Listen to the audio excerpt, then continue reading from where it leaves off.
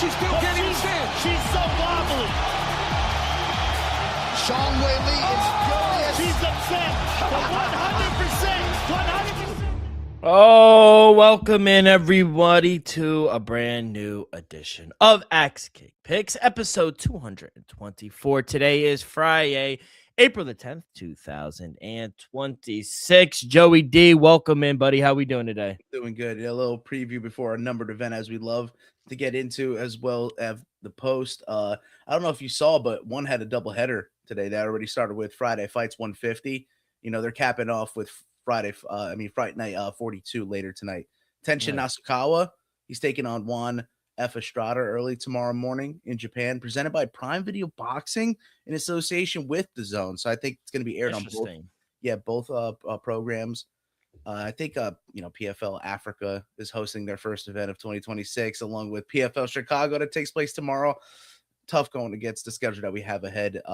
Alongside with Cage Warriors 204, our friends over at Octagon have reached 86 number of events, and I mean, last and certainly not least, the ACA 202. That'll be Sunday afternoon if you're trying to get some Russian MMA in. A lot on the docket. Happy Friday! Shout out Combat Sports today. They're in the chat. What's going on, Phil? How we doing today?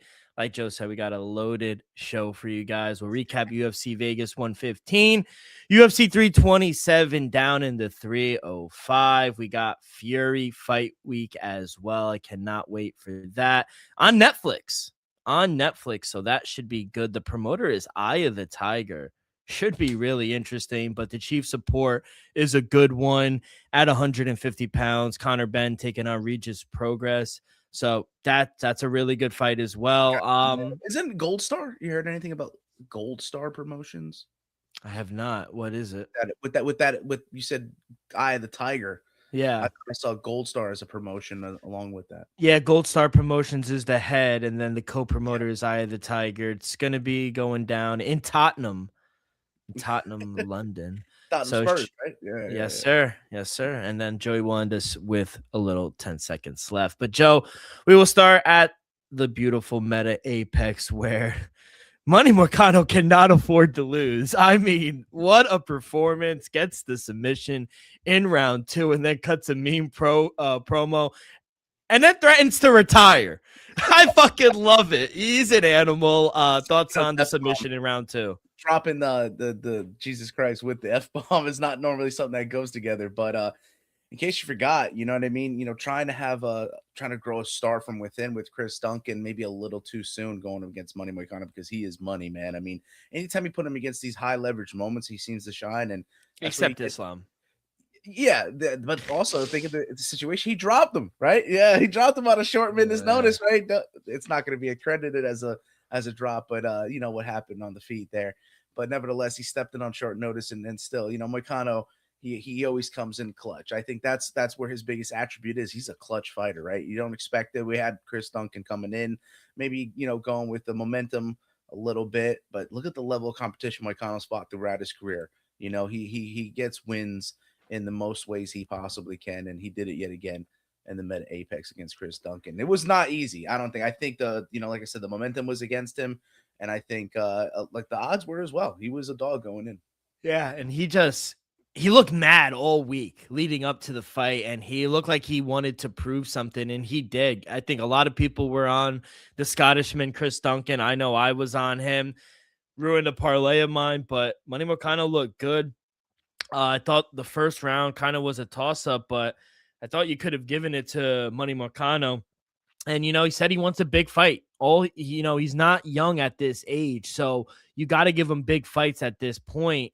He's sitting up in number 9, so he's in the top 10 in that lightweight division. Who do you see? I mean, here he has a win over Benoit Saint Denis, who's number 5. I feel like he's fought everyone too. What about Paddy Pimblett? Easy money. No, he might not be easy money. Might not be. But that's the gimmick going in. You know what I mean? Like there are a couple fights I think stylistically that it could be, but there are also some tough fights in that division. So yeah, I like the Paddy fight actually. I feel like it could be a get back spot for him, but just as easily Morcano could continue a win streak. What about Dan Hooker? Oh man, Dan Hooker's just catching strays. He can't catch a break, right? So Yeah. uh why not, right? He's gonna be on the table, right? These are the guys at the top 10, so it may seem like a couple of reoccurring matchups here and there, but you gotta get to a number one contender somehow. Verna Kakara Janjarova. What a win. Dominated for 3 rounds. She just piggybacked Tabitha Ricci Too all strong, 3 rounds. She's too too big. strong. You She's too broke it big down, for strawweight as bro. well. Yeah, and she's too talented. Like honestly, she's got the veteran presence. She's calm on the feet. At the end of the day, her striking may not be her strong suit, but she's still calm there. She's always had a chin, right? So she stayed present on the feet, and then she just seems to be always a step ahead on the mat. She really does. Verna is always going to be dominant there. She's very strong, and of course, with the back takes that she has, the jiu-jitsu she possesses, you could have any type of other game plan going in. You're going to say, I'm going to stand with her. I'm going to, try to out grapple her. But if she has your back, you got that game plan thrown out the window. So what else did you expect from Kakara? I love Verna. She's Yeah. Mog Tabitha. Yeah. And to be honest, we'll see what happens here on 327 with Tatiana Suarez and Lupi Godinez. But maybe the winner takes on a title eliminator in Verna. Like, I think Verna fights the winner of this fight coming up this weekend, and then the winner takes on Mackenzie Dern, or I think Mackenzie's eventually going to fight Zhang Wei Li, right?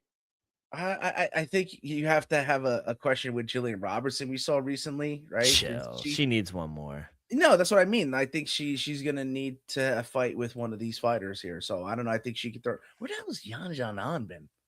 She's going to fight Mackenzie Dern, I think.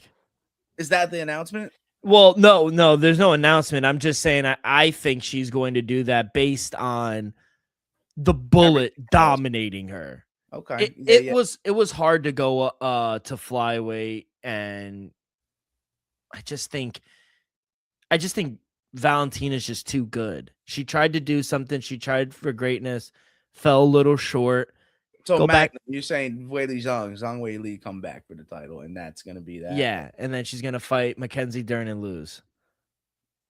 I think there's something to be said about that. I really do. Zhang Wei Li is gonna be a massive favorite. But I was saying Yan Jianan and then Jillian Robertson. I think they too might, especially Jillian Robertson. I think she's done enough. But like you said, going into the fight night, or it was in Canada, that fight night, I think we were talking about. All the times getting these win streak doesn't necessarily amount to a title shot, so it might be something waiting in the wings for Savage. And the Mexican Lupi Godinez, she has something to say. If she goes out and knocks out Tatiana Suarez, she's right there. Yeah. So hey, I think there's some money to be made on Lupi this weekend. Wow, little tease, but yeah, I like this strawweight division. Unfortunately, a little step back for Baby Shark, but Kakara, she is the real deal. Ethan Ewing, she gets the KO TKO. What a performance by him. Tommy McMillan, I mean, what a fight. Gas tank. He brings it. He's a little wild, and shout out the Italian. He was tough, but you eventually thought he was going to get put away. Yeah, it's just that recklessness doesn't really. And then you're older in age too, right? Yeah. If it's a battle of attrition, normally the younger guy is gonna win. But not. You can see it's weird the level of discrepancy. I think compared to Ethan Ewing to a Tommy McMillan, right? They have a Tommy gun kind of up there, but if you were to say who would you have a higher ceiling in terms of prospect, I would go with Ethan Ewing. Just how tactical he looks out there. Yeah, we talked about. He looks more technical. Yeah, we're looking at some of the raw potential. We seem like a Navajo Sterling, a Tommy gun. I think there's something to be said about their athleticism, but you see someone as redefined as Ethan Ewing coming in this part of his career. Yeah, I think there's a lot actually to expect. I don't think it's a bad loss for Omaker Eager. That's more of a good win for Ethan Ewing than anything. Yeah, other than that, Alessandro Costa gets the performance tonight. He knocks out his opponent, Elise Pereira. What a fucking kick. She gets a performance as well. Our boy Kai Kamaka gets the split decision win. What a name coming back, bro. I want to see big things from him, veteran returning to the UFC. Overall, 2-1. We hit on Kai Kamaka, we hit on Kakara Janjaroba, and then we lose in the main event. So 2-1, little profit here in UFC Vegas 115. How did you do? You know me, a little crazy all over the board, but yeah, 6-7. Like I've been hovering around 500, one win above, one win below, sometimes exact down the middle. But some plus money when I mentioned Trayshawn Gore, that was big plus money. Mm-hmm. Um, Shout some out of, Trayshawn Gore. yes, some of the overs we hit, Kai Kamaka, to Professor Mhm. Finesser, like I said, Ethan Ewing. How could we not go with him there? So Yeah, couple that was one I should have put Ethan Ewing, and it was like minus 130, minus 135. I the should have put undisputed it. wrestler S event is no joke. I think his biggest issue is until Ethan Ewing has been the scale. Yeah. All right, kid, let's get into UFC 327. But before we do that, a quick word from our sponsor. We are brought to you each and every episode by Viva Tequila Seltzer, the most refreshing hard seltzer on the market, hands down. Is no wonder why Viva was voted #1 hard seltzer in the world by San Francisco World Spirit Competition. With only 88 calories, 0 carbs, 0 sugar, and a light 4.5 ABV. Viva is the perfect drink for your post-game celebration, as it was created with that active lifestyle in mind. We flavor tequila seltzer because flavor is the spice of life, and we like our drinks with just a kick, just like how we like our lives, whether it's Huckleberry playing around a golf with the boys or an elderberry watching UFC 327. It doesn't matter. Our favorites pair perfectly with our Artisanal Blanco tequila for that subtle and refreshing drink. Our belief here at Axe Kick Picks and at Viva is to live long, live well, and live it up. All right, let's get to it, kid. UFC 327 headlined for the light heavyweight belt. Yuri Prohaska taking on Hydra woman Carlos Ulberg. Jeez. Chief support is Asmat Marikanov taking on Paulo Costa. They were money at the press conference with the secret juice. They did good, actually. I love them. Even with the language barrier for Mirzakanov. What was El Bushina, right? That's what they call Paulo Costa. Bohachina? Yeah. Bohachina. I love that. That's my guy. I love that's fucking OG Paulo. right there, bro. I love Paulo Costa, honestly. But yeah, it's a really good main card. You got Curtis Blades versus Josh Hoka, Johnny Walker, Dominic Reyes. Last fight for Cub Swanson, absolute legend, Hall of Fame. One of his fights in the Hall of Fame against the Nate Landwehr. Patricio Pitbull versus Aaron Pico, Kevin Holland versus Ribboy. You got Gamrot, Esteban Ribovic, Tatiana Suarez, Lupe Godinez, Kelvin Gastelum versus Vicente Luque. And it all starts in the welterweight with Buffalo Charles Rocky. Yeah, Chuck Buffalo, right? Chuck Buffalo. Charlie Radke. Yeah. Taking on the Argentine, Francesco Prado. I look at, Radke has kind of been a little inconsistent, and Prado, I think, has had some tough matchups. You see why he's gone on the skid. I don't think Retnikov is any slouch for any stretch, but I think two guys that could go the distance, very tough here at 170 pounds. But I'm going to go with their instinct to be explosive out there, right? I feel like Francisco Prado hasn't had the chance to really showcase his finishing ability. We've seen it with Chuck Buffalo, so it's there, right? So I'm going to go with these boys put on a show to start off the event, and maybe we get a finish in there. So at even money, plus 100, you can take the under 2.5 rounds. So I'm just hoping for a good, clean fight from these two. I think they can, sure enough, bring it there. Odds aren't too bad. And so I'm just hoping that we can get a finish with the first fight. I'm going to go with my boy Chucky Buffalo here, minus 170. A little chalky, but I just think his power really resonates here. And Francisco Prado, he's good. He's durable. I just think if he gets caught, his chin lacks a little bit here. So I will take Chucky Buffalo, and hopefully he cuts a promo here after that. So might be full of promos this weekend. Yeah, I love it. We'll get to that in the main card. But yeah, I'm going Chucky Buffalo here, minus 170. Not too bad at losses. Carlos Praches and Mike Malott, I think, wasn't ready for the limelight. Some of the letdown spots for Mike Malott, right? Mike Malott, but Malott, but he actually, I think that's not a bad loss. So yeah, I think, like you said, the power rack he has. I think Prado has a lot of finish. I think he's only lost by submission. So he's either going to lose by decision or win by finish. So, I like the side, but like I said, I just stayed away and went down the middle. Let's have a great fight. Hopefully yours hit. But let's move on to 185 pounds, middleweights, two previous 170ers right here, Kelvin Gastelum and Vicente Luque. Odds have the over favored it here, actually, at minus 135 between the two. So I think you could see that this fight will reach the scorecards. Fight to go the distance is only minus 115. Yeah. Oh, so I guess more people are going towards a finish now. People are heading towards some money's coming on the finish. Vicente Luque, did Kevin Gastelum make weight? Yeah, everyone made weight except Chris Padilla. I think you mentioned that, didn't you? Yeah. Taco Padilla. 2 pounds. I guess, yeah, he and in those second attempts weighed the exact same. But I guess the body at just a certain point doesn't, produce sweat, doesn't drop that weight any longer. But I think it, like you said, the 170-pound factor going to 185, I actually think it does indicate with the market still. Now money's coming in late. But Luque's old, right? I think he last finish came with what? Rimbo. That was kind of questionable. And then Kelvin Gastelum, we haven't really seen the power really translate. So I do think though the youth and the speed might side with Gastelum a little bit. I think the grappling actually will go with Luque. But I'm gonna actually side with Gastelum via decision at double money plus 210 here. If the odds are indicating that it goes to the judges, I think that when it's all said and done, Gastelum could win 2 out of the 3 rounds, and that's all we need to get that. So plus 210, take Gastelum via decision. Yeah, I think none of these guys are in their career best form. Let's just say that. Right. Kelvin Gastelum's 4-7 since 2019. I just think minus 240 is insane. That's crazy. Luque coming in from welterweight, moving to middleweight for this one. But since 2019, like I said, he's 4-7. Vicente Luque is 9-6.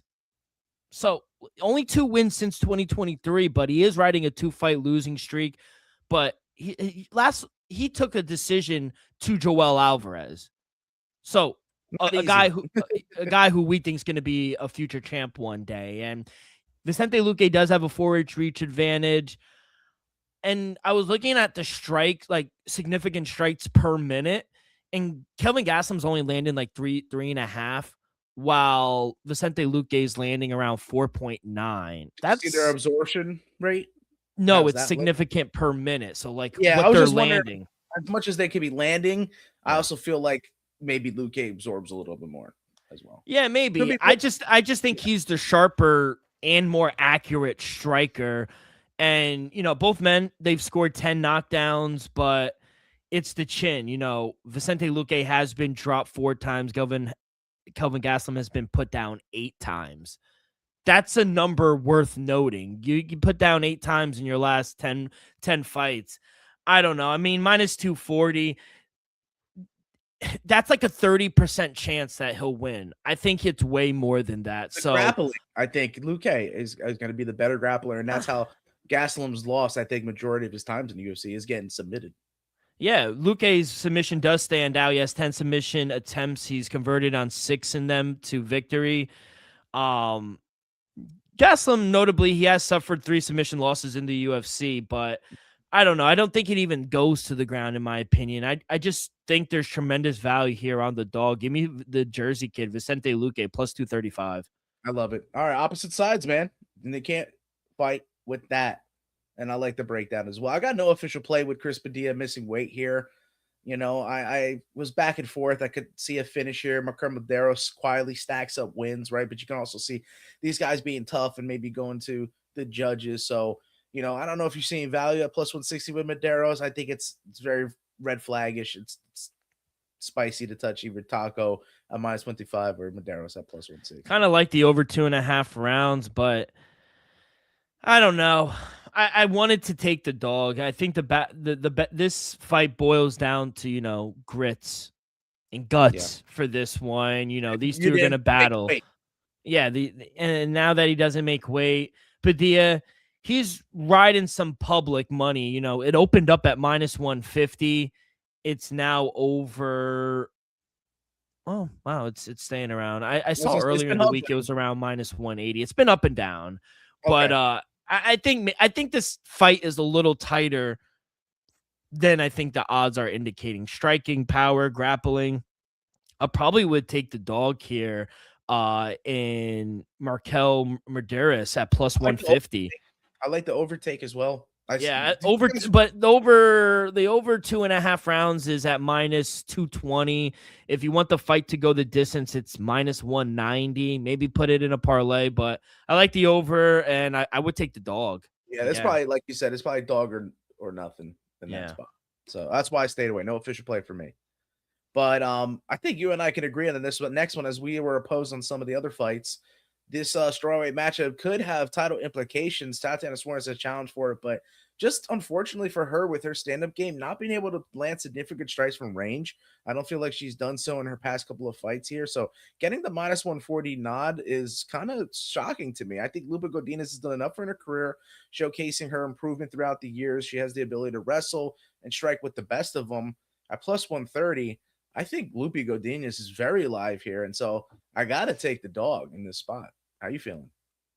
Give me Loopy. I'll take her as well. I think it's the striking. Now if she just lays on her for 15 minutes, I think there might be a problem here. Then I probably would think Tatiana Suarez wins this fight. But if she pulls out and just doesn't allow a takedown and just starts boxing her, I'm going to lean here with the dog. I just think Lupe Godinez striking is much better than Tatiana Suarez. And at plus 130, plus 135, I'm going to take another dog. I love the dogs here on 327. Hey, the dogs in 2026 as well, this calendar year, have been barking. And you look at it's just Tatiana's being able to grab her opponents where she gets her victories in the UFC and just stifle them, just smother them. Wasn't so successful with Weili Zhang, and what was the key factor there was the striking. If she's landing at the end of her shots, I like I said, I give Lupe a good shot. So we're aligned on that one there. Kind of had a feeling we like seeing the dogs in the women matchup. So money to be made. Let's go into this next matchup. I think a sleeper fight on this card here, right? 155 pounds. Matthews Gamrot favored it at minus 185, taking on Esteban Ribovic at plus 175. Yeah, I actually I see great value on the under here. Not only just I'm going for it because I think actually we still may have questions about Ribovic, right? And Gamrot can go out there, take him down, and ground and pound him quick. Like I think we have seen Gamrot first round finishes before, and Ribovic, he's very explosive. He can jump on an opponent and he can get a finish at any time. So I'm going to go hunting here with the under 1.5 rounds at plus 375. I think a finish can happen here in the first, but I do have the extra 2.5 minutes of padding going in the second. I think these two guys are going to bring it. I think it's an under the radar fight. Yeah, I think they'll bring it. I just think Mateusz Gamrot is the better fighter, and I think he winds up maybe finishing Esteban Ribovic. There are some question marks, I think, for the Argentine, but I just think Gamrot, if he doesn't get caught, I just think he's gonna eventually just take him down and then just ride him out. Odds are right in my eyes. Yeah, I agree. I think precedents, and currently going where they're at, I think it makes sense. Yeah, 100%. I mean, he's sitting at a minus 200. I see minus 180, 185 is probably the best number you would get on him. Yeah, I like that. And I think the fight goes all 3 rounds, but that's favorite at minus 190. It's same like taking him on the money line. But if you want to get Mateusz Gamrot to win by decision, you could get plus 110. I like that as well. Yeah, that's a great bet. I like that. That's sharp. But like I said, playing it down the middle on the off chance he does get caught, that's why I took that shot in the dark, under 1.5 plus 375. Let's see. But I like this personal favorite matchup of mine. Welterweight, 170 pounds. We always ask for Kevin Holland to kind of make this his home to see what he can do here. But man, he does have his hands full against Randy Rude Boy Brown. And I'm seeing that at a pick'em. I think we have a couple pick'em fights on this card, and here's one of them. And if you're going to give me Randy Brown at a pick'em, I got to go with that. I just think that this fight can go anywhere, and he'll be okay with it. And don't get me wrong, Kevin Holland is dangerous and talented, but I think with size matchup, and if we're going skill for skill, I actually think Randy Brown may be a tad bit cleaner in there. So, yeah, give me Rude Boy. I'm going to pick him. Yeah, I agree. I see minus 104 as well for Rude Boy. I'm gonna be on the Queen's native here. As much as I like Kevin Holland and I think he's a very fun fighter and he's very active and I appreciate that, I don't know how serious he does take it. Meanwhile, I just think the striking of Rude Boy is really good and underrated. He kind of reminds me of Shakur, where he breaks his hand a lot when he does strike. So, but I'm gonna take Randy Rude Boy Brown. I think he's the better striker, and I think he's gonna keep it on the outside and just eventually take out Kevin Holland. So, and Kevin Holland plays with his food a little bit too much for my liking. So I'm going to take Rude Boy here, minus 104. That last fight against Gabriel Bonfrey, I think it was tough for him, and I know he suffered that knockout loss, one of the few in his career. But look at the talent elsewhere, right? Like the finish of Nicholas Dalby, who does that to him? And I think those two wins, Salikov and being a little bit older in age, but getting that finish, I think, is impressive. And even the Dos Santos, there's Zaleski Dos Santos, nobody could figure that dude out. So to get the impressive win there, I just could show the level of Randy Brown. So yeah. Let's go on to the next one. I like this one. We're getting a little bit of right. We're getting a little Bellator in the UFC kind of, and hey, the Bellator could be back because PFL trying to go up head to head ain't working out. So these guys find their home here, and a little bit up in age, right, for Patricio Pitbull, and that's why you're getting a plus 260 against Aaron Pico, though viciously knocked out. I think the consistency throughout Pico's career has been, he may lose viciously, but he also gets some crazy knockouts as well, and so. I guess that's why we could see a minus 260 indicated here. So, don't get me wrong. Pitbull on weekends where he's fighting alongside his brother, and we may have some for that later, Patricky. But Patricio, I think could be a type of situation here like a Ribovic where he could catch Aaron Pico. As we all know, he can get finished, but Aaron Pico going for a finish is very likely. So playing it down the middle, again, under 2.5 rounds at minus 110. I think it's a smart bet to just see that we get a finish here and kind of get a statement win from either one of these guys trying to make their way into the UFC, because that's what it is. Even though they're coming late, especially for Pitbull, it's still what are you going to do at this level? So, yeah, I have nothing, honestly. Yeah, I actually don't like this fight at all. No, this is a fight that probably should have happened a decade ago. Yeah, in the UFC. But I was actually looking at something this next fight, and we're going to start the main card of 327. Cub Swanson here in his retirement fight against Nate Landwehr is a pick'em that I'm seeing. We mentioned the Andre Touchy-Feely curse, right? And it occurred after fighting Daniel Pineda. Currently, Cub Swanson seems to be under a Daniel Pineda curse because after he fought him, he has gone win, loss, win, loss, win, loss. He's coming off of a win, and that would just issue that in this retirement fight that he's going to go out on a loss. And I've time and time again, I think I've backed the opposing retiring fighter. So I'm waiting to see it not go their way. The sport is supposed to be unforgiving and not be able to go out on your own terms. And Nate the Train Landwehr is the wrong one. And yeah, not on the best streak at the moment, but I think he's going to be tough and he's going to want to get a win and steal the shine and stay in the UFC. Nate the Train in UFC, baby. At a pickup, I'm taking him. I'm going against the retirement fighters. I got to. Yeah, both men are 3-3 in their last 6, and neither has career implications riding on this one. Nate will be fine, and Cub's gonna ride into the sunset, and it'll be a celebration for everything he did. And there's gonna be violence. These two guys, they always deliver here. Obviously, the age 42 for his final fight, Cub Swanson, but he's surprisingly healthy. You don't fight like a 42-year-old. No, MMA math would tell you. Look what he did to Do-Ho Choi, and look what Do-Ho Choi did to Nate the Train. And I just think Nate, watching him, he loses more rounds than he's winning. And I think that's a red flag for me. Obviously, the striking, they're both high volume, both guys.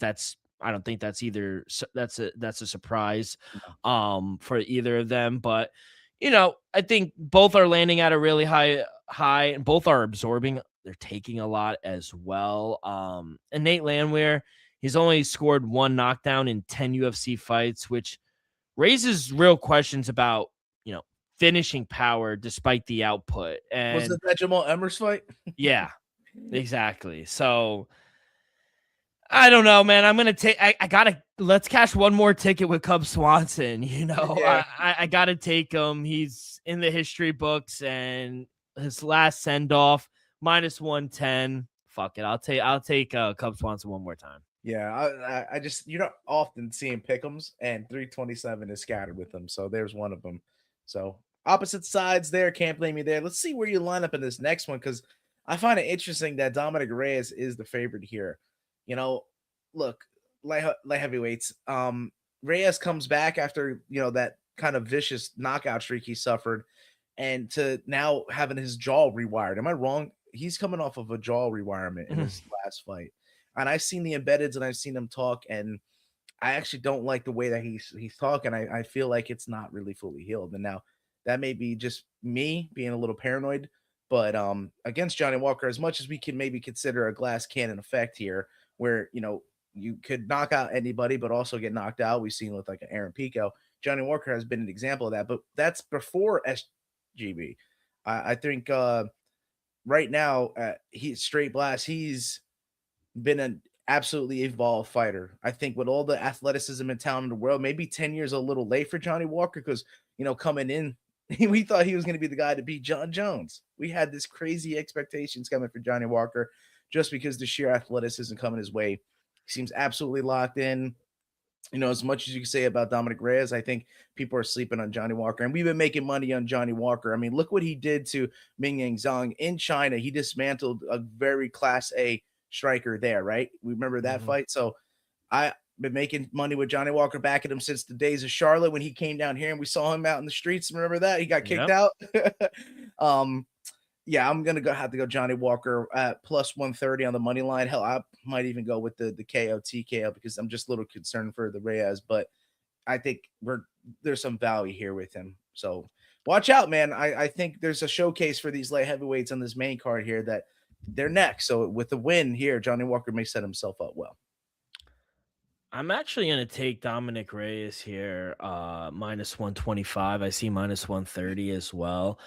I just think this is a nice bounce back spot for him. Johnny Walker, really not. He's too crazy for me, and he takes a lot of damage. He keeps his hands down a little too much for me. And when Dominic Reyes hits you, you might go to sleep. And I just think it takes one punch from him. I think he has the striking advantage, and I'm going to take Dominic Reyes here. I think the line, I agree with the line. I think he deserves to be the favorite. I'll take him. Yeah, man. Hey, that's actually one of my more confident picks of the evening. I'm very concerned for Dominic Reyes. So, hey, best of luck, my man. And I got no official play in this future bout here. Gun to my head, fed in the universe on the line, laser beam pointed at the earth. I'm hoping Chris Curtis. I'm hoping Curtis Blades fucks this dude up. 30-pound weight difference.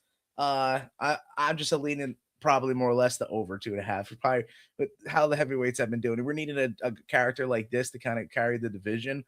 My hopes aren't high for heavyweight. More so they are for 205 with what we're getting out there this evening. But yeah, over 2.5 lean if you put a gun to my head, but no official play for me. It's a little cringy, isn't it?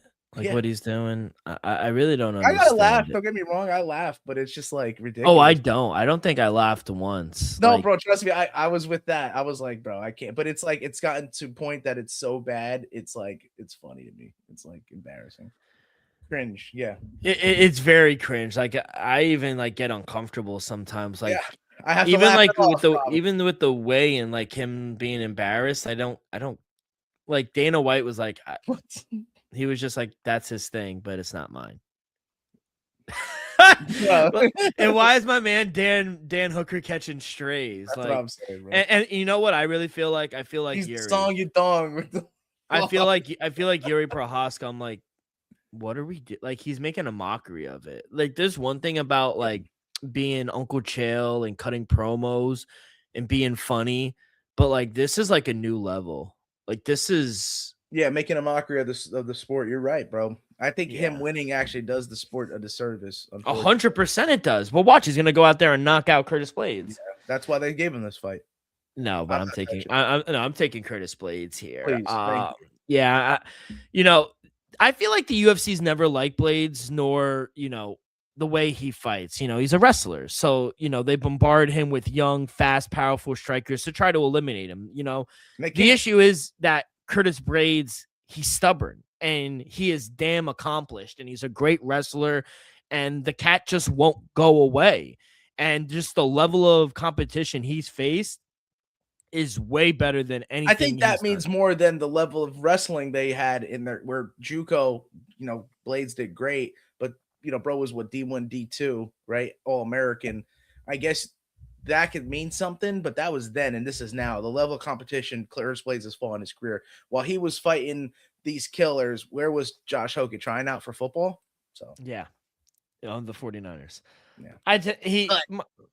Curtis Blades minus 125 is an absolute bargain. It opened up at minus 160. I know the public likes this guy. Money's coming in on Hokit, which I just think it makes it more attractive. You said your last bet was one of your favorite. Curtis Blades minus 125. That's one of my favorite. I'm all over Curtis Blades here. I love that, man. Respect here. Like I was saying, man, showcasing for these light heavyweights here. Azamat Murzakanov is minus 195. I think the odds are right here for Paulo Costa stepping up to 205 here. As much as we've seen him have the ability to have the power, he's utilized more kicks at this portion of his career, Costa, and hasn't really found that knockout power at 185. How do we expect it to find it here at 205? I think for him to be at 205, he doesn't have to really, I hate to say work is hard, but that's just a matter of fact, right? You don't have to cut all this weight to kill yourself to make it anymore. Maybe you can cut a couple of corners. I've heard that be thrown around there. I think the persona is carrying him big time. We all love Paulo Costa, but a lot of the times this year, betting with my heart has burnt me. We just so recently found it out with Izzy. So though I do like Paulo Costa's character, the secret juice and stuff, I have a future out for a reason with Azamat Murzakanov. I see his striking ability second to none of this light heavyweight division. And I think he's on the trajectory to actually fight for the title next, actually. I think if I expect him to do knockout Paulo Costa in the first round, I think you might not have any doubt. Maybe they're going to have to do some with the matchup between you and I and Reyes and Walker. Maybe that's a fight that you will be a number one title eliminator, because starting to get a little thin pickings at the top for 205. So I just think the way Murzakanov moves, how stoic he is in there, he's seen it all as a complete and accomplished mixed martial artist. I think, unfortunately for Paulo Costa, he's gonna meet a quick end at 205. So yeah, I'm taking the professional to do just that. Look like a pro out there via KO TKO at plus 220, and even go first round KO TKO, double that at plus 550. I really think he dispatches him here. Boashina, give me Paulo Costa, baby. He has the secret juice, and Murzakanov doesn't. And I think that's the end of it. That's my handicap. I mean, look how good Paulo Costa looked last fight. And yes, he's moving up, and Azamat Murzakanov is a beast. He uses those leg kicks. He has great power, but Paulo Costa's been through the ring of fire. Fuck you, man. Fuck you. I love this fucking guy. Yeah, Boashina's got killers, bro. Yeah, nope, not a bad pick. Maybe he can find a home here, and this is a way to do it. At 16 in Jersey, I don't know. I think bro's a killer. plus 190. Give me the Brazilian. All right, brother. So we got a lot of head-to-heads in this one, agreeing with only like Lupe Godinez, right, or Randy Brown, right? And then there's two that we're up together with. For everywhere else, opposite sides. I want to know where you're at for the Vacant Light Heavyweight Championship on the line here. Light Heavyweight Gold, man. I think this is a great fight. I think people are sleeping on Carlos Ulberg. I think he's up for the task here. He's accomplished, surprisingly, though, the older fighter. I think being relatively newer into the UFC or in the mixed martial arts as a whole, you've seen Yuri all over the world and getting all these finishes throughout his career. You would think that he's an older fighter, but he's just been in the game longer, but he's still 33 compared to Ulberg's 35. How much of a difference is that going to make, and what are you doing here in the main event? Like the under 2.5 rounds, and I am going to take Yuri Prochazka.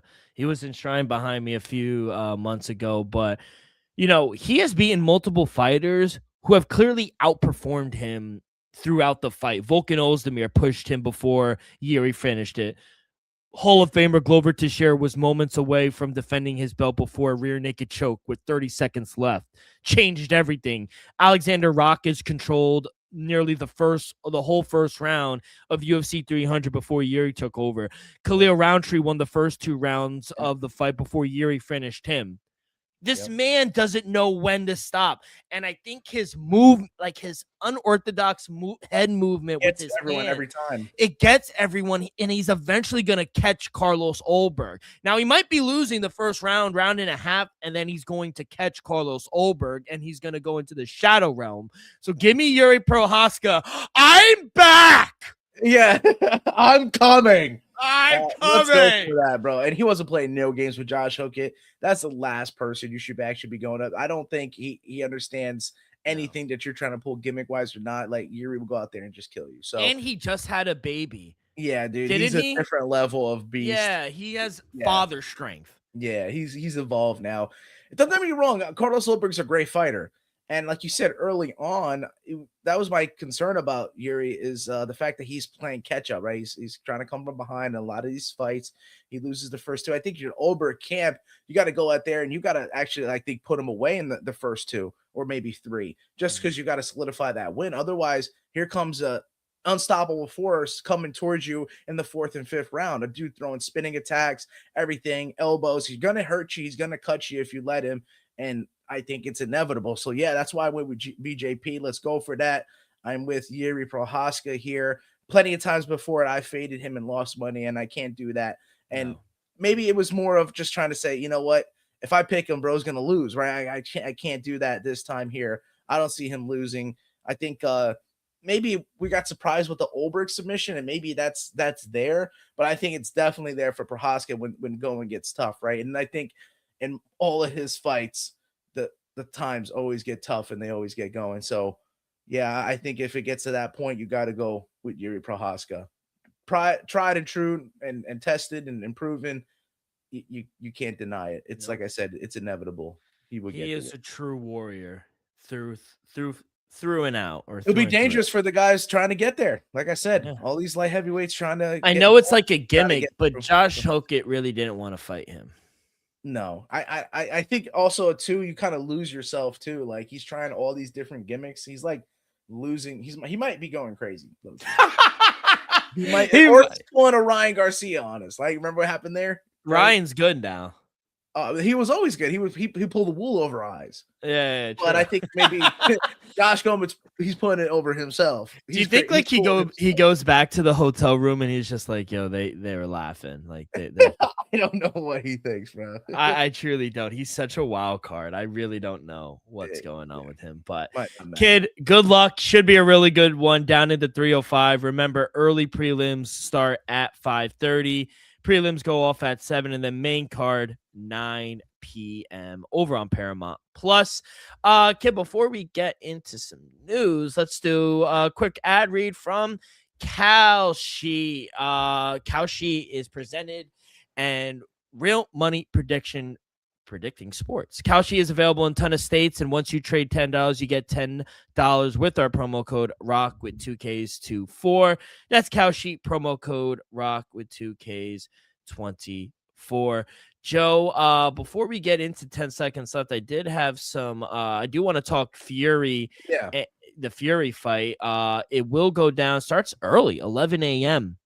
I think the prelims start 11 a.m. Not bad. And then not bad. I'm only gonna touch the chief support and the main event.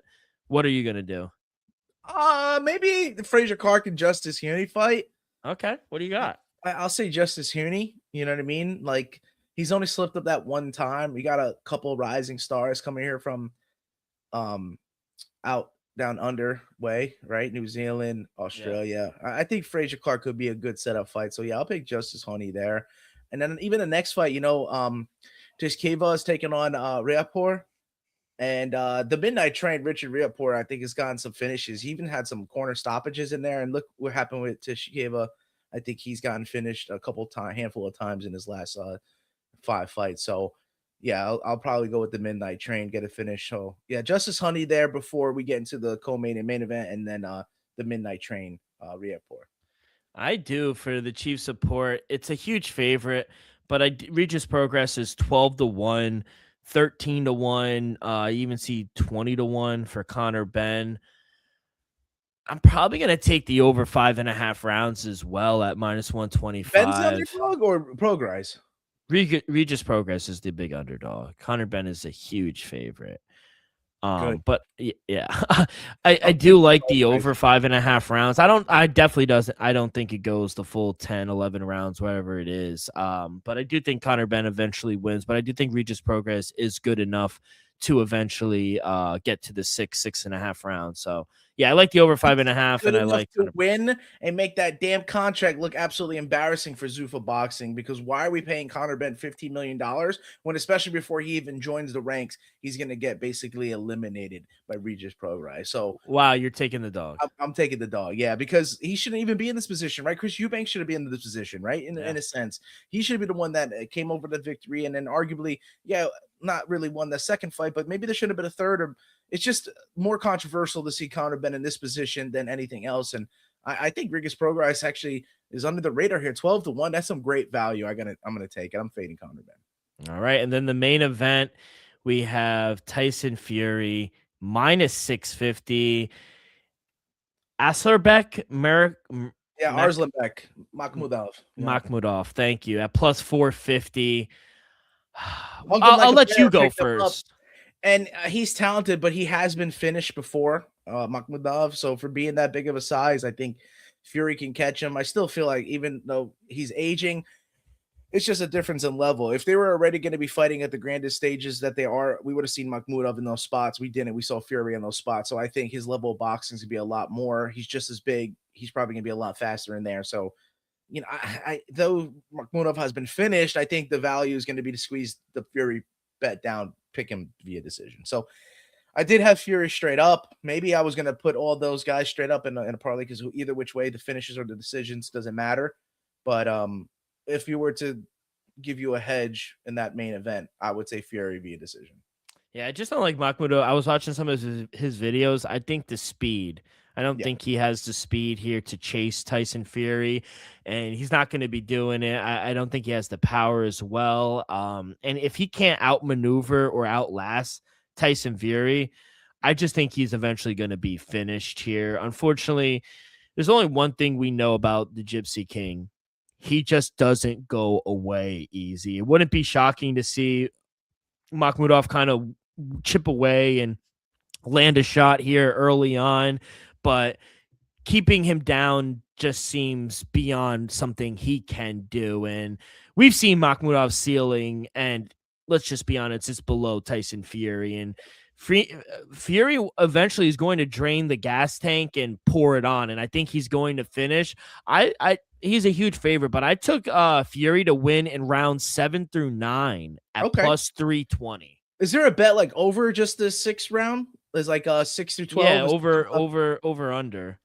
So or Fury to win in 6 to 12, you know what I mean? Or 6 or to 6. I forgot, but yeah, I like that better than it coming out early. I don't think so. Fury wins in rounds 7 to 12. That's plus 138.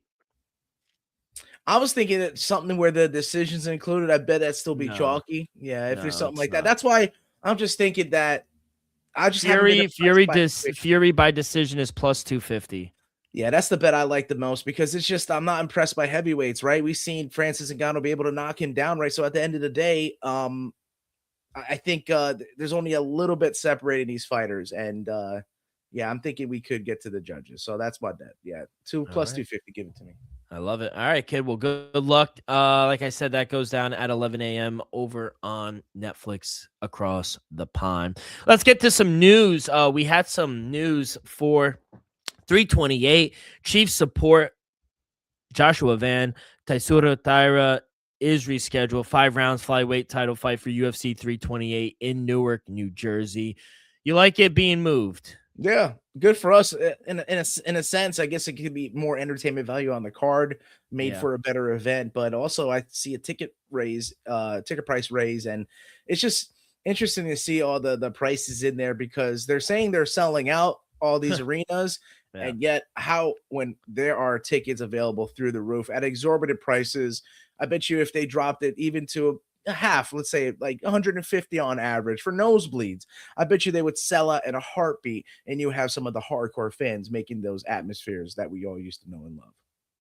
Yeah, I agree. I have seen that it's sold out, but if you go on any ticking thing, you could still see tickets. So I don't know why people are saying that. And I think that I've also seen photoshopped images of like fabricating like how much a ticket is. Like Showing it cheaper than it no, actually is. no, showing more than what it is. Yeah, I seen on average some bad It's like views. 450. Yeah, no, you're not. That's not wrong. It's about that price for nosebleeds right now. Nosebleeds. Yeah, like That's 450 bad. cheapest. That's bad. We got first level UFC what 378 or 278 we went to? 288. 288. Oh, Did we we? were like right there. No, I was that 288? Where UI and Elvis, we all Yeah. yeah, Aljo versus Cejudo. What 288. was? Wow, you're right. 288. Yeah, we paid like 200, 220, and we were in the first level. I guess Now, the name, and look who they brought after. They had Islam and Dustin, and no, but regardless, tickets were never this much, bro. no, it doesn't make any sense. I think they will see improvement, and they will still see profit if they just lowered it for the average fan. Yeah. Very unfortunate. May 9th or May 30th, excuse me, in Dallas, Texas, Gable Stevenson, he will make his RAF debut against former UFC and PFL heavyweight Alexander Romanov. Damn. What a fight. Hey. Oh man, that's a good name. I think Gable Stevens gonna make really. Yeah, Romanov's good, but bro, it's not a fight, right? This is strictly gonna be freestyle wrestling. We're talking about Gable Stevenson here. But Alexander Romanov is a polar bear. Yeah, but he's gonna tech him. He's not gonna he's not gonna be ready for the type of movement, and all you need to do is win by 10 in RAF. It's not like what is I know what was our traditional scoring? You had to get to like 15 for a it was like 12 to 15 you teched someone. Yeah, so now it's only 10-point advantage. At any See point, ya. You're out. And then for RAF 9, May 30th in Dallas, we have the chief support, Colby Covington, taking on the All-American Chris Weidman. Yeah, different. He's going to be for a bigger dude, as someone who's probably more tuned with the traditional, rule set. I don't know, man. I might have to go to the All-American. You know what I mean? Colby Covington may be comfortable, and I don't know, bro. I think don't get me wrong, Chris Weidman, he was a really good wrestler, bro. All-American. Yeah, dude. So I don't know. I think I could go with this is a better one than the main event. I was gonna say I'll probably have to go with size in that one, actually, and I think Chris Weidman can do it. Come back healthy, wrestle Colby Covington. I think he can get a win. Let's go. By the way, you mentioned Zuffa Boxing. Two big signings. Edgar Berlanga, 23-2, and they also signed Richardson Hitchens, who's 20-0. Not bad. They got to do it somehow. But, I just feel like I just hate the monopoly horizon that we're looking at, really, where everything could be under one umbrella, right? I think that puts a chokehold on the fighters market. I think more availability for more promotions for money to be made, not hemorrhaging their money. I just think it makes it better for everybody, for the fighters and the consumers ourselves. So, all right. And then we had also a news about a few days ago, former UFC title challenger Darren Till signs a multi-year deal with BKFC. He will debut May 30th in Birmingham, England. I think he's going to fuck people up. Oh, and now we're finally going to get the Mike Perry fight. I was going to say a little spa. We're going to have a little spa. Mike Perry. Bro, he can box, and I think his skill set could change for the bare knuckle way of things. You seen him training as a leg with the small paddles in close quarters, how he's throwing tight uppercuts, and that's how you have to be. That was the thing about Mike Perry's, is just being clenched all the time and throwing punches not only makes you exhausted, but it also makes things awkward in there. If you can't get used to throwing it that way, it makes you a lot better suited. So yeah, I agree with Phil. Great move by BKFC getting there. When I interviewed Mike Perry last year, I asked him. I said, we need to see the Darren Till fight. You guys have been talking too much. We need to fight. And Mike was saying, it's mostly on Darren Till. Well, now you're not tied to Misfits anymore, and now you're in the same organization. Shout out Dave Feltman. I'm all in BKFC. Hey, get Connor in between them. Make it about him. My God. That's I hate to say it, though. His way of promoting fighters, promoting himself. I love it. it makes the fight better. I don't know how. 100%. It just makes like both. He like I've seen it live, and Connor's like nudging him. They're Yeah. like, get him. He's like, no, he's making it about them. I think it amps them up and makes them want to put on a 100%. bigger show because they're like, yo, I'm gonna fight you next too. Like, like Connor don't care. He's like, all right. No, Connor doesn't. And I think after he fulfills his 2 fights that he has left with the UFC, he's gonna fight bare knuckle. Might as well. Oh my god, I love it. The- By the way, Tough 34 coaches were announced. DC and Michael Bisping. Thoughts on that? Wasn't DC a coach last year? Am I tripping? I don't know. Bro, DC was a coach last year, and he's back to back in it. That was what, Turf 33. Coaches last year were Daniel Cormier and Chael Sonnen. See? Back again. This shit is trash. No, DC's hilarious, bro. He's funny. No, he's hilarious, but yeah. Tough has kind of went down, right? Yeah, it's soft now. Phil makes a great point. We need rivalries back. Hell yeah. Yeah, but Mike Bisping and DC, yeah, you thought Chael was funny. I think that's gonna be pretty funny too. Oh my god, it's so funny. Might as well go with that angle. Yeah, honestly. And then I really wanted to end it with Jersey's own A10 Jim Miller fighting in UFC 328 in Newark, New Jersey against Jared Gordon. What? Yep. That happened? It's scheduled. Damn, bro. Man, I gotta go. We gotta get there somehow. Jim, the warthog. Bro, and Bruce Buffer has to say Jim. He's got to do Miller. it this time. Who knows how many we have left? I really thought you were transporting us in the future and going to say Jim Miller, UFC 400. We're not even we're a year plus away, and we're already announcing Jim Miller versus Jim Miller has 7 fights left. Easily, it's a lock, bro. We'll see Jim Miller out there at 49 years of age. He was UFC 100, 200, 300. When is UFC 400? I was going to say it's got to be another year and a half from now. At least, right? That's the thing. Like, I don't think 7 fights is realistic. Like, we're joking around. Yeah, of course. If we could pace it out for Jim Miller and he stays healthy and on course, the way he's training his clubhouse and everything, I say maybe 3 fights, and we can see Jim Miller at UFC. And this is a winnable fight. I mean, it's not going to be easy for either guy. It's a short notice fight. I haven't heard of this being in the works at all. And let's be honest, Jared Gordon beat Paddy Pimblett. He got robbed. Yeah, that was a while ago, right? So yeah. He's got talent, and he's good. I think as we've seen with Jim Miller, unfortunately, as of late, if he keeps the fight standing, it's less in his favor. Jared Gordon, I think, will thrive there more so. So Jim Miller's gonna have to find a way to fight his kind of fight. So it's a tough one. Are you kidding? My man's from Sparta, New Jersey. He's gonna fucking get it down to the There's gonna be fans. Like, that's the thing. Local cats, they get the fans, they get their family, friends in the arena, and it just makes for that type of atmosphere. They've been doing right by Jim Miller and putting him in like good cards and situations. Like, you don't gotta go far away. You'll be right there in Newark, 20-minute drive. How you That's done? all it is. Yeah, and then just go back home in the cabin after. He's a legend. I love Jim Miller so much. Solitude. You know, we have to go now. Bros. We have to go. But that's all.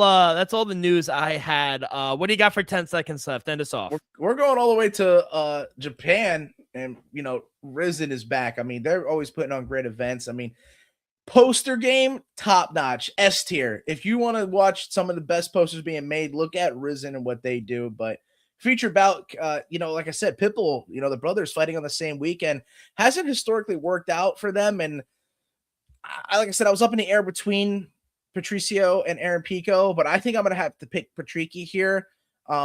Though he hasn't won in about 3 years, I think he's due. So I'm going to go with Patricky Pitbull to get his first win in over 3 years. And then Danny Sabatello, I think very stressful watching him fight, but I think he pulls it out. So against Joji Goto, I'm going to go with Danny Sabatello, the Italian dream, right? The Italian stallion. Very awkward in there, funky in how he gets it done. But arguably, I think could compete with any 145 pounder. I know we said that before with some other fighters that fell flat on their face, but look at the cohesion that UFC and Rizin have. There's a reason that Reza Bali Shaidulaev is the champion there. twice defended his belt, going for 3 in a row against Yuta Kubo. And I just think he gets it done in spectacular fashion. So, like I said, Shea Dulaev, top 145 pounder featherweight in the world. I could see this guy even fighting at lightweight, how good he is. So, just maybe keep an eye out for him if he tries to make his way to the UFC. Joe, Phil saying James Gallagher is fighting. Hey, good call. Dude, is this a quick turnaround? No, this is the Kazmajima fight. Yeah. This get pushed back, Phil? Well, dude. So, it got James Gallagher on this card, man. We talked about it, right? So, I mean, I'm going to be thinking James Gallagher, You right? got to take James Gallagher. If it hits the mat, his grappling, I think for surprisingly seeing a lot of the athletes coming over from Island Shores and all of them, it's normally you focus on the stand-up, which he could stand, but it's the grappling. If he gets a hold of you, I think he could dominate the matchup. Like we say with Adane Sabatello, we see with a lot of guys where the grappling is heavy, and I'm biased towards the grapplers. So, shout out James Gallagher in his matchup. Best of luck. Isn't PFL on right now? Africa. Holy shit. Yeah, and then they got, like I said, in the morning, I think there's going to be some of that Tenshin Nasukawa fight. You could catch it on Prime Video. I think the Zone, if you have that membership too. PFL. These cards are stacked for Riz. And I mean, the Kazimulu Zulu fight against Makoto Takashi, that's a good fight right there. There's a bunch of good fights. But my thing is, where's the marketing? For what? For PFL. Did they say anything? Like, I haven't seen anything. I'll be honest, all I've seen is John Martin, right? The guy who's like stepping in. Yeah, like, he's replaced Don Davis. He's like going around and doing like personal interviews. It's always like one-on-one with like things to come. But where's the marketing for the fights? We are going head to head with UFC 327. We do not know PFL Chicago is taking place. Sergio Pettis, one of your workhorses of your promotion, is getting absolutely no rub right now. And then you got what we thought was going to be the next iteration of a mixed martial arts promotion in Africa, where they don't have many. PFL Africa is having their first of 2026, and we hear crickets. So you got to do better. By the way, if you guys want something to watch tonight, I don't know how we're going to watch it. I've been trying to look it up while you were talking. But tonight, in the Dominican Republic, Game Bread is fighting, headlined by Anthony Smith and Chase Sherman. Bro, that's tonight? Tonight. Oh, my God, bro. I have to watch that. He's dangerous at bare knuckle, bro. Anthony Smith is a legend. But I get scared. Like he hasn't been able to take punishment with the gloves on at 4 ounces in the UFC. Who's to say he could do it bare knuckle, right? But hey, it is mixed martial arts, bare knuckle. Anthony Smith's got some sick grappling. So it's live and free on YouTube. Phil saying, great. Fuck yeah. Yeah, bro. Phil, you can get that better lock in, bro. And the submissions are live there. But we've seen the stretcher a lot of times with Game Bread. And I've been itching for a Game Bread event. Like I said, who we're going to hear on the stick? We're going to hear Robin Black. I mean, he's uber talented, can go everywhere. Could come. Mauro Ronaldo. I mean, this is a type of event you need to get some of the best announcers going because, man, you got to bring out the stretch. Game Bread, Dirty Boxing, and one championship all tonight. Oof. Hey, we're ready. Sorry, can't go out. I'm locked in. I'm locked in. And it's that one with Leonardo DiCaprio, and he's pointing, and he's in the chair just eating popcorn. That's me tonight. How you doing? Keep it moving. Anything else, kid, before we get up out of here? Great show. Like I said, covered everything that we're going to be watching tonight. We got everything that's going on this weekend. Like we said, ACA on Sunday if you need something there, but stacked evening tonight, stacked Saturday, and then hey, we'll be back next week for even more stuff.